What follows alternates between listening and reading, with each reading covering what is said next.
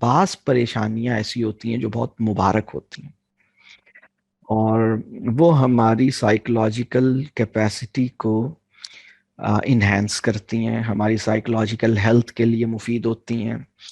اور وہ اسٹریس جو ہیلدی ہوتا ہے نا، وہ کم از کم 4 قسم کے کام کرتا ہے۔ وہ والا اسٹریس، وہ پہلا کام یہ کرتا ہے کہ آپ کو ہوپ لیس نہیں ہونے دیتا۔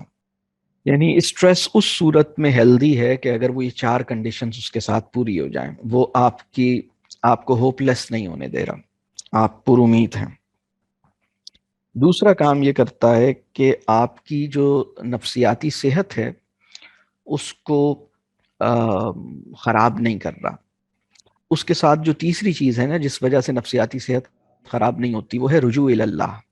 یعنی وہ بندہ جو ہے وہ کسی پریشانی یا پرابلم میں اس کی دعائیں بڑھ گئی ہیں، اس کا استغفار بڑھ گیا ہے، اس نے اپنے خدا سے کو پکارنا اور اس سے مانگنا شروع کیا ہے، تو وہ اس کی نفسیاتی صحت، یہ دوسرا اور تیسرا پوائنٹ بہت کنیکٹڈ ہے۔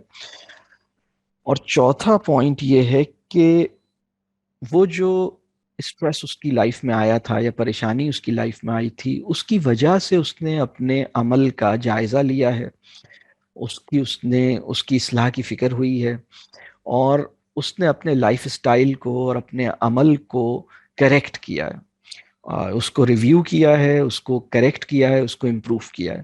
تو اگر کسی پریشانی کے یہ 4 چیزیں جڑ جائیں نا، یعنی وہ مجھے نا امید نہیں ہونے دے رہا، وہ میری نفسیاتی صحت کو ڈیمیج نہیں کر رہا، وہ مجھے خدا سے جوڑ رہا ہے، اور اس کے نتیجے میں مجھے اپنے عمل کو پہ سوچنے، اس کو غور کرنے، اس کو صحیح کرنے کا موقع مل رہا ہے، تو یہ بڑی مبارک بات ہے۔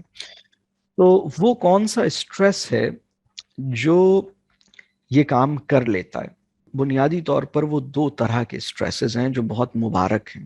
اس میں سے ایک تو بہت ہی مبارک ہے، وہ میں بعد میں بتاتا ہوں، اور ایک سرٹن کنڈیشنز میں بہت مبارک ہے۔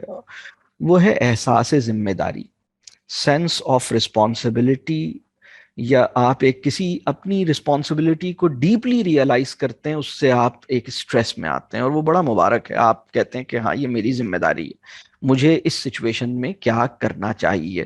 لیکن وہ سینس آف رسپانسبلٹی کا ڈیپر ریئلائزیشن جو ہے نا، وہ اس صورت میں مبارک ہے جب آپ کو ایکشنز سجائی دینے لگے، آپ کو کچھ یہ سمجھ میں آئے کہ اچھا میرے لیے کرنے کا کام کیا ہے۔ آپ نے ڈیپر سینس آف رسپانسبلٹی کے بعد اپنے کرنے کے، اپنے حصے کے کام کو آئیڈینٹیفائی کر لیا۔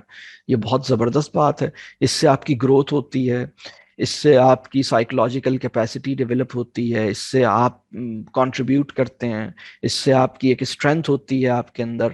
یہ بہت اچھا ہے۔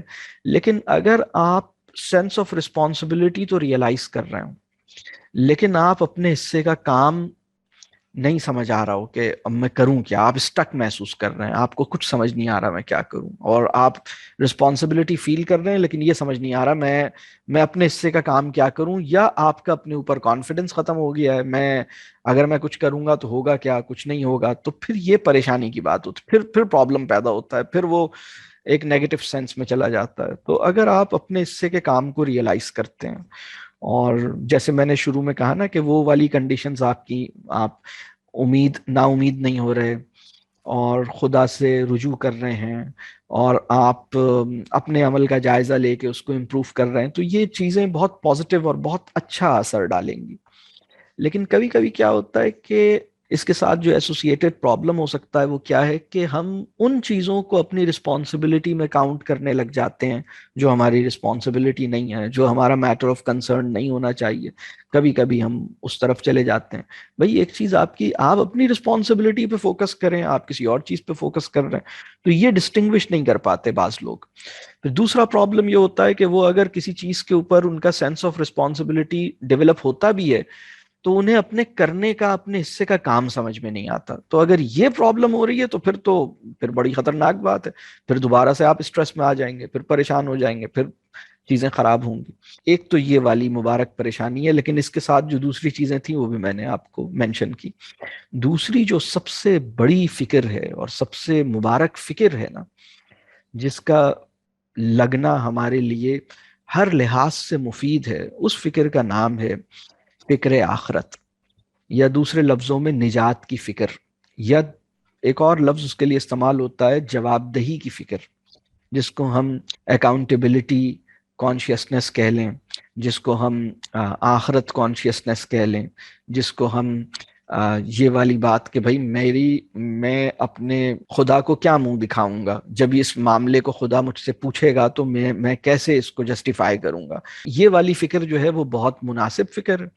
اور اس کے اندر بھی جتنا انسان خدا کو جتنا اچھی طرح جانے گا نا، اتنا یہ فکر جو ہے وہ امید زندہ رکھے گی.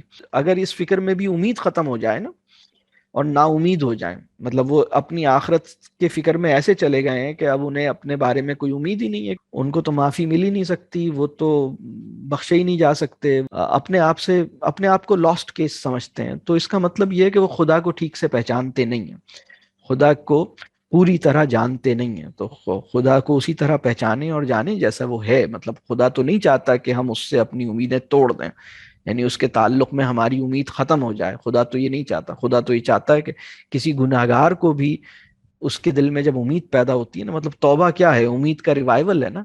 توبہ کیا کرتا ہے؟ ایک گناہگار آدمی کو توبہ کے نتیجے میں وہ دوبارہ سے ایک امید پیدا ہوتی ہے کہ اچھا اب شاید میں بچ جاؤں. تو جو سب سے ہیلدی ٹائپ کے فیئرز کے جو کنسرنز یا تشویش یا اسٹریسز ہو سکتے ہیں نا، جو کہ بہت پازیٹیو ہیں، اس میں ایک فکر آخرت ہے اور ایک احساس ذمہ داری ہے اس دنیا کے اندر.